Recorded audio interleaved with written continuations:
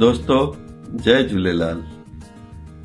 मुझा प्यारा भाउरो ऐं भेनरो, मां Satish Raisinghani, Mrs Nisha Raisinghani, president of Indian association of Barcelona ऐं board member of alliance of global Sindhi association जे तरफ़ां नए साल जूं शुभकामनाऊं। तव्हांखे ख़ुशख़बरी ॿुधाए रहियो आहियां त 26 इंटरनेशनल सिंधी सम्मेलन असांजे बार्सिलोना में जून जे महीने में थी रहियो आहे, जंहिंजे लाइ तव्हां सभिनी खे हार्दिक स्वागत आहे। हिन सम्मेलन में कलाकार, साहित्यकार, उद्योगपति, समाज कार्यकर्ता, यंग एंटरप्रेन्योर्स शामिल थी रहिया आहिनि।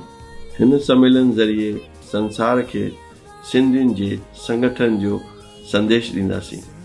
असांजी नई पीढ़ीअ खे असांजी महान सिंधी सभ्यता खां वाक़िफ़ कराए उनखे अॻियां वधाइण जी प्रेरणा ॾींदासीं। हिन सम्मेलन द्वारा सिंधी खाधा, Sindhi music, culture and entertainment ऐं बिज़नेस खे प्रोत्साहन ॾियण जे लाइ तव्हीं बि सहयोगी थी हिन में शामिल थींदा।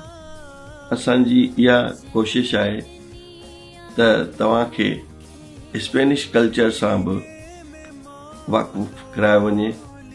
इन जे लाइ 15 जून गाला डिनर में तव्हां स्पेनिश ऐं सिंधी कल्चर जो मिलाप ॾिसंदा।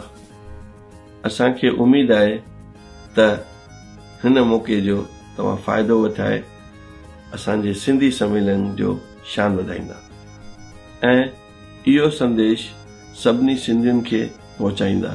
जय झूलेलाल, बेड़ा ई पार। प्रेम भाव एक सारे दा जग